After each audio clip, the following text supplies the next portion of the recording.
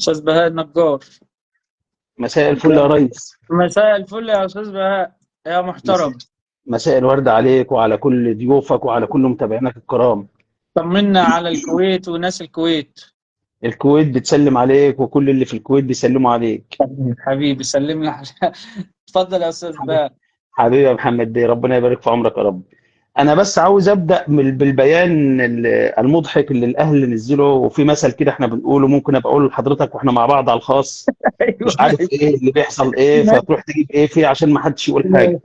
ايوه بالظبط. اختصارا يعني، واحنا ضيوفنا كلهم وكل متابعينا ناس اذكياء وهيفهموا الكلام ده كويس جدا جدا جدا. انا عاوز اقول لحضرتك ان امبارح ياسر ابراهيم لما دخل على اسلام عيسى، داخل وجايبه من ظهره وعارف كويس قوي ان الكره مش هتتحسب، لان ياسر ابراهيم ده من حوالي 12 او 13 سنه كان هو في الزمالك، كان كريم حسن شحاته استضافهم جوه في الناشئين، بيقول له لما كنا ايوه بنلاعب ايوه اي بالظبط فرقه، ايوه.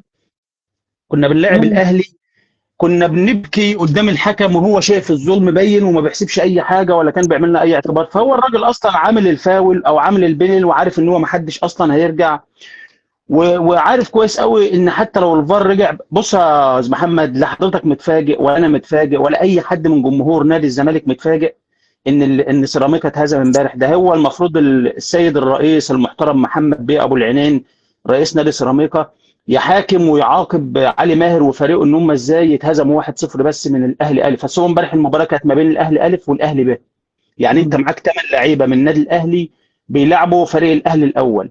فطبيعي جدا ومنطقي جدا ومن العادل جدا ان بدايه الاهلي الحقيقيه كانت لازم أن تكون من امبارح. ما كانش كانت مصر كانت هتتهز هزه لو كان الاهلي اتعادل امبارح وفضل مركزه ال 14 او ال 15.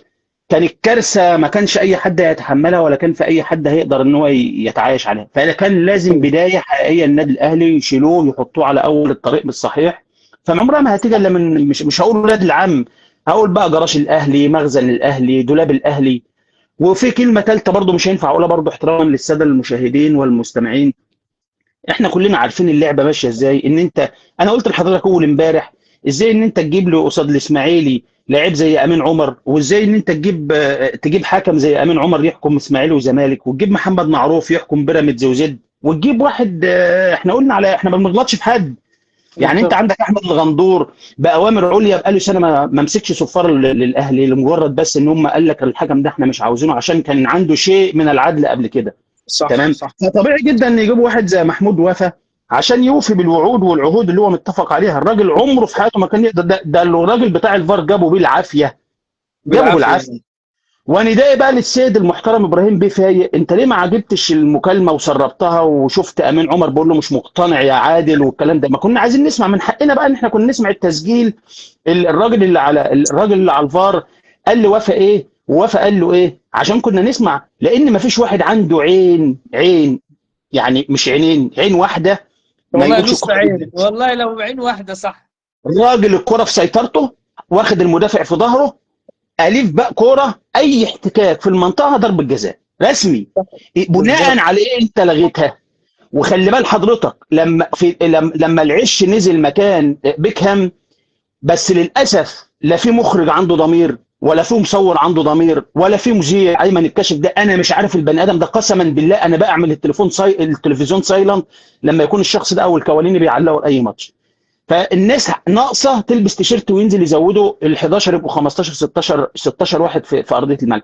العش جاب اسلام عيسى، الراجل رايح انفراد معمول له تشيب من نص الملعب وما اتعادتش، جابه الولد بقى واقف يسقف على وشه ان ازاي الكره دي ما فيش فيها كارت احمر وفاول، رايح انفراد جاب. والله ما اتعادت وما في ناس كتير هتاخد بالها. بس لو حضرتك رجعت للدقيقه تقريبا 67 الكره موجوده وموجوده، ولو اي حد عايز يرجع لها تاني.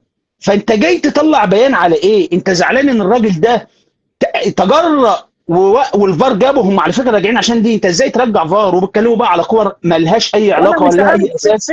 فين الثلاث حالات اللي قالوهم في البيان مؤثرين، ما قالوهمش ليه؟ حالات مين يا استاذ محمد؟ كانت قول واعلن. هم بيعملوا كده عشان هم شايفين ان هم الاهلي، احنا طول عمرنا متعودين وعايشين من 40 سنه فاتت او من 50 سنه فاتت عمر الدوري العام او اكتر او 60 سنه بالتحديد. كل الاهلي لازما لما يقع لازما اللي في ناس تشيله، ما فيش فيها كلام خالص، لازما دي حاجه معروفه. مين اللي كان يستحمل ان الاهلي يفضل موجود في المركز ال 16 او ال 15؟ مين اللي قال ان الاهلي مش هيفوق على سيراميكا؟ انا كنت متوقع امبارح 3، اكن انت يا علي يا ماهر بتلعب وبتقول انا بهاجم الاهلي وفاتح خطوطك، ما بتلعبش باثنين اجنحه ورا ولا بتلعب باثنين بسردباكين، فاتح خطوطك على مصراعيها، كل هجمات الاهلي الانفرادات. ده لولا ان محمد بسام عنده شيء من عنده شيء من ايه؟ عنده شيء من الشرف والعزه، كان امبارح شالوا 6 ولا 7. يعني الولد ده الوحيد هو اللي كان بيلعب لاسمه، لان راجل تاريخ ومعروف وكنا بنحترمه، لكن انت كتكتيك او خطه بسام مش هيقول لهم وقفوا او اثبتوا، ده شغل مدير فني.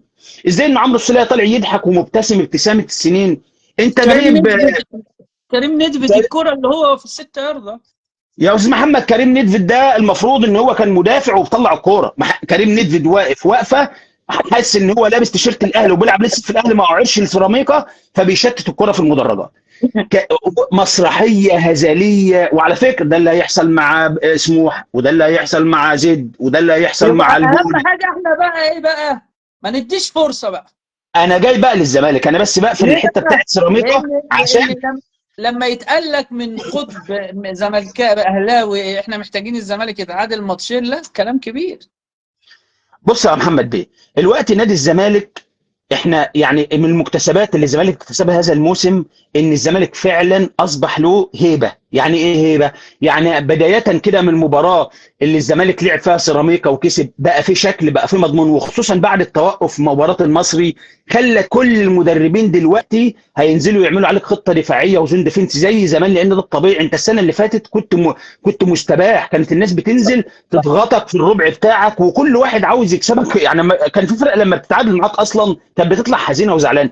احنا اكتسبنا ان الزمالك رجع هيبه نادي الزمالك تاني، ولاد نادي الزمالك وجماهير نادي الزمالك هي اللي خلت اللاعيبه دي يبقى عندها ثقه في نفسها، ودي من اكبر المكتسبات اللي الزمالك قدر يكتسبها هذا الموسم. لابد ان احنا نبقى، انا ضد ان حتى كان اخوان بزيرة او الفينا ياخد كارت. انا شايف ان ماتش الجونه ماتش ب3 بونت زيه زي الاهلي بالظبط. انا مكسب الجونه اضغط على الاهلي يا باشا، ده لاعبين الماتشين في يوم الثلاث وملاعبين الاهلي الاول مع حرس الحدود. شوف بقى، تشوف اصل انت احنا ما احناش برضه عايشين في نظاره مؤامره، احنا بنتكلم وبنحلل حاجات قدامنا.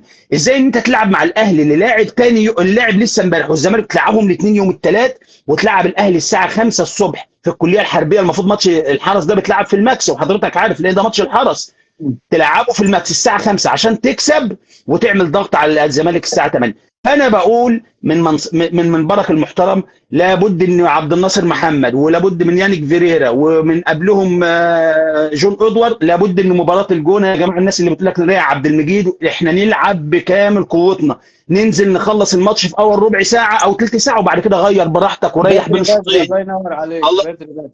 انا يا باشا انا هتحط لسه في مؤامرات ملهاش نهايه. انت الوقت لابد ان انت تجيب جون واثنين وثلاثه، وهرجع واعيد وازيد. لولا ان مباراه المصري انت جبت هدفين وضربه الجزاء اللي اتحسبت لك في الوقت الضايع والله ما كانت محسوبه. لو الماتش 0-0 والماتش متعقرب ما كان الحكم حاسبها لك، هي اتحسبت لان 2 زي 3 بالنسبه لك. انا انزل اجيب 1 و2 و3 لان انت هتقابل بثورات من الظلم التحكيمي التعنت، وناس هتتلصم لك وهتلاقي مشاكل كتير هتحصل لك. انا اضغط اخلص من بدري وبعد كده اعمل انا ضغط على الاهلي، انزل انا بقى مرتاح. وماتش الاهلي قدامنا اسبوع نعمل اللي احنا عاوزينه. الزمالك احمد ربيع رجع النهارده، ده لعب جامد جدا وهايل جدا. محمد شحاته عندك نص ملعب حرفيا، وده نداء بقى للكابتن حسام حسن. يا كابتن حسام عينك على الناس كلها، وشيل التيشيرتات وشيل الالوان وشيل اي حاجه خاصه او شخصيه عشان تنجح وربنا يكرمك وتروح كاس العالم وتبقى انت مدير فني لمصر في كاس العالم، مش انت تروح تفضحنا في افريقيا وبعد كده هيبقى مكانك في البيت. لو سمحت نظره لدونجا ولمحمد شحاته ولمحمد اسماعيل ولاحمد ربيع والناصر ماهر. احنا عندنا لعيب اسمه عبد الله السعيد، اسطوره حيه لابد من دراستها، لابد ان انت تستفيد من موهبته ومن خبراته. يا فندم لوكا مودريتش بيلعب مع كرواتيا وسنه داخل على ال40، كان اساسي وهو اللي ساب ريال مدريد وكان عاوزين يكمل. الكوره مش بالعمر ولا بالسن، انا عندي لاعب بيساعد وبيدافع قبل ما بيهاجم وبيجيب اهداف في الدقيقه 90 وبيعمل اسيستات في الدقيقه 90. يعني الباور بتاعه والمعدل البدني بتاعه حاجه تدرس. ادي لكل واحد حقه يا كابتن حسام، ما تضعفش نفسيه لعيب الزمالك عشان على حساب ان انت تقوي لعيبه تانية بترجعها من اصابات، كانك انت فتره اعداد. انت المفروض منتخب مصر ده بياخد الكريمه بتاعه اللاعب اللي متالق في مركزه بغض النظر عن ناديه. ارسل عدل عشان ربنا يبارك لك ويكرمك. اخيرا يا كابتن يا استاذ محمد، هرجع تاني لموضوع نادي الزمالك. احنا ماتش الجونه ده انا شايفه ان اهم مباراه في الدوري، زي ما كان ماتش دجله كان زمانه ودانا في حته بعيده خالص. للاسف لاعبي الزمالك اللي ناقصهم الشغل النفسي، ان انت تعرف يعني انت بطل وبتلعب على بطوله، وما ينفعش ان انت تبقى موجود كده لمجرد ان انت موجود في الدوري في الاربعه اللي قدام او تروح دوري الابطال. احنا طموحنا كبير لان الزمالك كبير فعلا، احنا الزمالك كبير. اي نعم ربنا كرمنا والمنافسين عطونا هدايا، وربنا اسمه العدل اللي اتعمل فيك اترد لهم في نفس الشهر او بعدها بشهرين. كل العوامل الحمد لله ان شاء رب العالمين ماشيه في الطريق الصحيح. ونعمل حسابنا ان احنا بنلاعب 11 لاعب ومعاهم حكم ساحه وحكم فار، نجيب جول والثاني والثالث، وبعد كده اعمل اللي انا عاوزه. لعيبه الزمالك انت بقى عندك فائض من الاسكواد وفائض من اللعيبه، عندك دكه فعلا دكه بطل، لابد ان انت تستغلها الاستغلال الامثل. وفكره شيكو بنزا موجود مش موجود، انا شايف ان البدائل كتيره. ادي فرصه لعبد الحميد المعالي، وادي فرصه لادم كاي تحطه في النص. عندك يعني عندك مرونه تكتيكيه مع لاعيبه كلهم فعلا متاخدين بالفرازه. فلا بد ان احنا نستغل النقطه دي ونبقى دي انطلاقه، ما نرجعش لورا خالص. ماتش الجونه انا المره الاخيره حتى لو بيبو اللي هو المدرب بتاعهم لسه صغير وناس لسه، انت برضو ما اتهزمتش الا من دجله اللي طالع من المحترفين من دوري المحترفين، وبرضو تعادلت مع المقاولين اللي طالع من المحترفين. الماتشات الصغيره دي هي اللي بتجمع نقاط يا استاذ محمد، وهي اللي في الاخر هتحطك على منصه التتويج. وانا سعدت بك يا فندم، ودايما بتشرف وجودي مع حضرتك. حاج سيد قال مداخلتي تعتبر مداخله الاستاذ بهاء، فانت كفيت ووفيت. لا ده عم السيد جوده، ده زعيم يا ريت الناس كلها زي عم السيد جوده والله. بتشرفنا دايما يا استاذ بهاء. حبيبي يا سيد الفاضل حبيبي.